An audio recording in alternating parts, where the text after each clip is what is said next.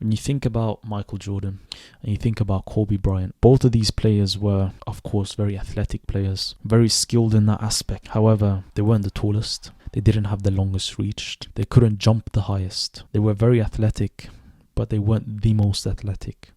They weren't the biggest. They weren't physically as dominant as other players were. Yet, they won a lot of championships.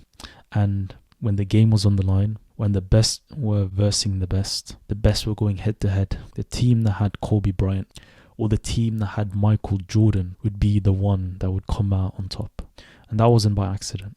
When the game was on the line, and in order to win, their team had to score a point, you would not look any further than Michael Jordan or Kobe Bryant. And that wasn't by accident. See, both of these players, whilst they didn't have all the physical attributes, whilst they weren't as genetically gifted as other players were, they were the best. And perhaps there were players who were more skillful in three-point shooting, but when it came down to the end of the game and you need a three to score, you need a three to win the game, they're going to give you a three. And the reason was because their perspective allowed them to play in the manner they did. They viewed basketball and winning through the lens of no excuses. They were not afraid to shoot because they knew if they didn't shoot, the chance that the ball will go in the hoop is zero. But as long as they shot, there was always a chance. So they were not afraid to shoot. Early on in Kobe Bryant's career, he had a game in which I think he shot the ball 3 times, and each time the ball didn't even hit the rim. And he carried on shooting. He wasn't afraid of shooting. Now, most players, after the second shot, they would be, not even the second shot, after the first shot, they'd be really reluctant to shoot.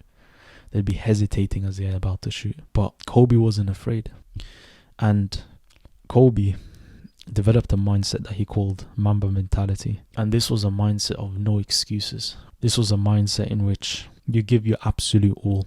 And I believe that's the reason why he was so successful. And the exact same with Michael Jordan.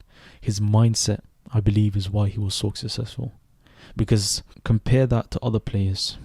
Without the mindset that Kobe Bryant had or Michael Jordan had, they wouldn't have gotten as far as they did. It's that mindset that differentiates those players from the other players within the NBA, the regular guys within the NBA. It's the mindset, because they're all skillful. They all made it to the league. They all have the physical attributes required to play the game, but what differentiates them is their work ethic, which is based upon the mindset. So the way you perceive things, the way you view things. Do you have a victim mentality? Do you view things with a lens of fear or through a lens of taking on a challenge? I believe that's very important to highlight, because imagine you get very far in life and you have the skills required to achieve all your dreams, but the only thing that holds you back is your mindset. Isn't that a scary thought to have? Imagine you have all the attributes required. You got all the knowledge, all the skills, but when it comes down to it, your perspective is off. You don't view things in the way that they should be viewed.